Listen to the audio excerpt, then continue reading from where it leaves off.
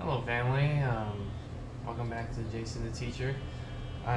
Today we're going to talk about Project Pegasus, traveling to Mars and teleportation and jump rooms.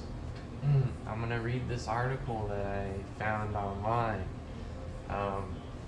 It's at, I'll post the link in the info, but I'm going to go ahead and read this to you. Here goes. It starts out Project Pegasus, traveling to Mars, teleportation, and jump rooms. Project Pegasus is a quest begun in 1968 by Andrew D. Basiago when he was serving as a child participant in the U.S. Time-Space Exploration Program, Project Pegasus. Project Pegasus was the classified defense-related research and development program under the Defense Advanced Research Projects Agency, or DARPA, in which the U.S. defense technical community achieved time travel on behalf of the U.S. government, the real Philadelphia experiment. Project Pegasus was launched by the U.S. government to perform remote sensing in time, so that reliable information about past and future events could be provided to the U.S. President, intelligence community, and military. It was expected that the 140 American school children secretly enrolled in Project Pegasus would continue to be involved in time travel when they grew up and went on to serve as America's first generation of chrononauts. The children found, however, that in the process of serving as child time travelers attached to Project Pegasus, they became America's time-space pioneers.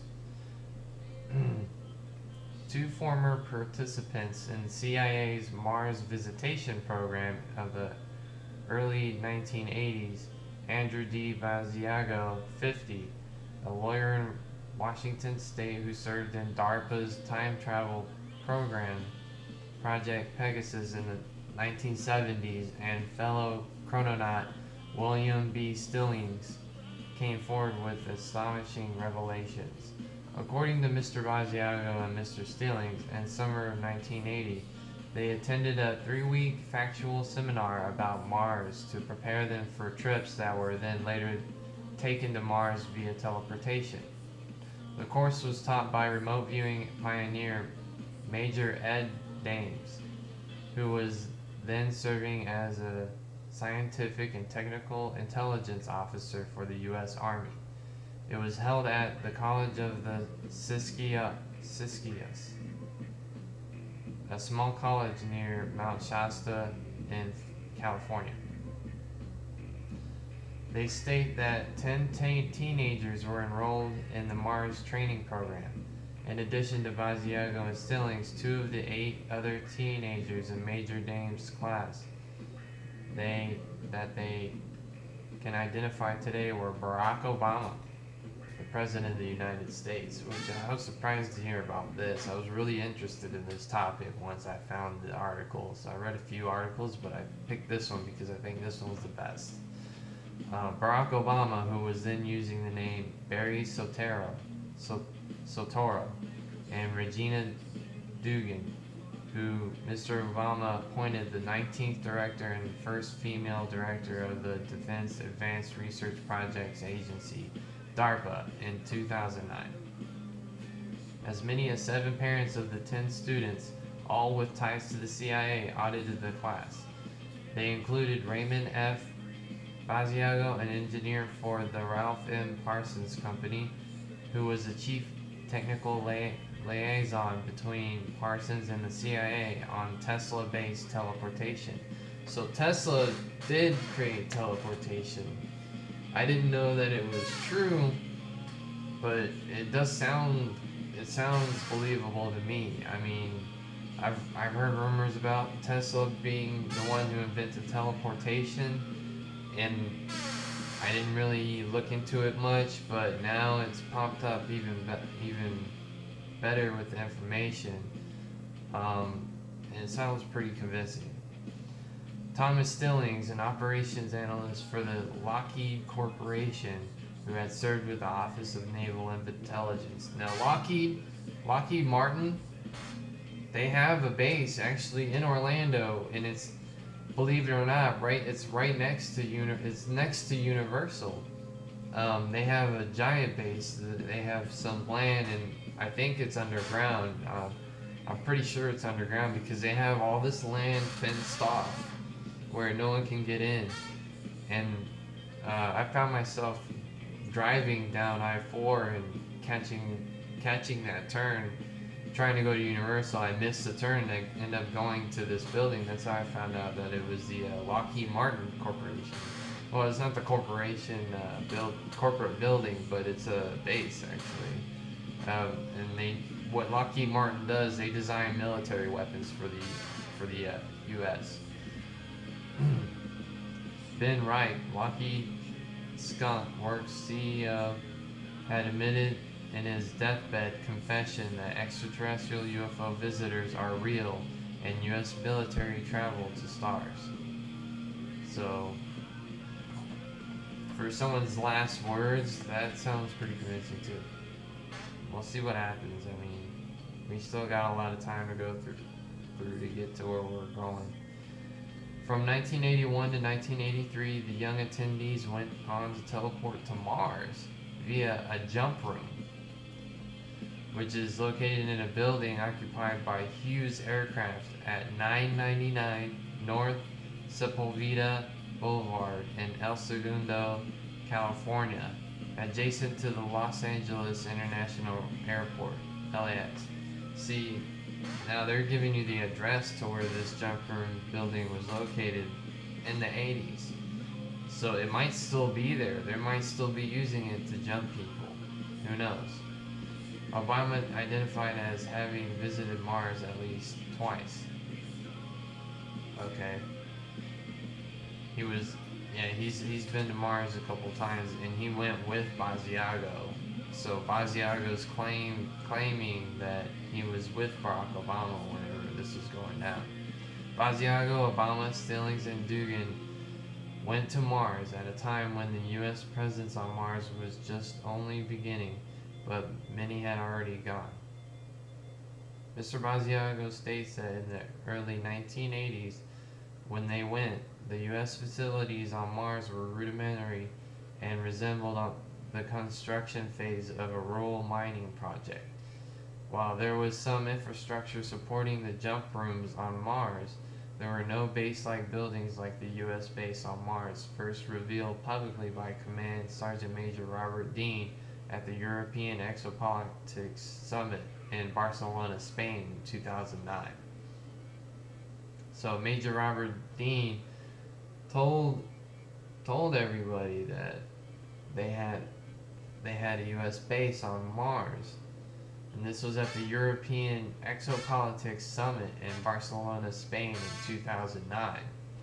So if you want to look that up, go ahead and write that down if you're doing research.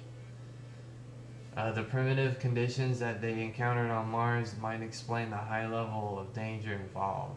Mr. Basiago and Mr. Stillings agree that Major Dames stated that during their training class at the College of the Siskiyous in 1980, he says, of the 97,000 individuals that we have thus far sent to Mars, only 7,000 have survived there after 5 years. And in 1980, U.S. Secret Mars Teleportation Program and rudimentary facilities on Mars. The first-hand eyewitness testimony of Mr. Basiago and Mr. Stillings as to the existence of a secret U.S. presence on Mars that is made possible by a revolutionary jump room technology that has been concealed from the public is congruent with similar accounts given by 3 other Mars whistleblowers. 1. Former U.S. serviceman Michael Relf, who spent 20 years as a member of the permanent security staff on a U.S. facility on Mars. 2. Former Department of Defense scientist Arthur Newman, aka Henry Deacon, who has testified publicly that he has teleported to a U.S. facility on Mars for DoD project meetings. And 3, Laura Magdalene Eisenhower, great granddaughter of the U.S. President Dwight D. Eisenhower, who in 2007 refused a covert attempt to recruit her into what was described to her as a secret U.S. colony on Mars. And now they have an interview. If you go to my likes page, there's an interview of Laura Magdalene Eisenhower where her boyfriend was working with the Department of Defense and offered her a trip to go to Mars, that they were going to send a select group of people to Mars. And she was offered a trip to go, but she refused because, I don't know. I don't really know. I don't remember the conversation, but the interview is pretty cool. It's about an hour and a half long. If you have the time to watch it, I would suggest you do it. I'm gonna post a link on that as well. Link to interview.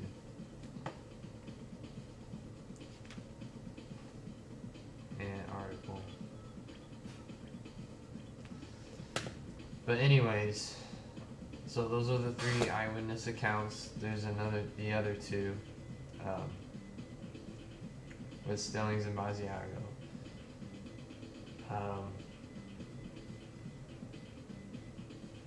There's also another video of Lisa M. Harrison, from Australia, interviewing 1980 to 83 CIA jump room experiencer William B. Stillings.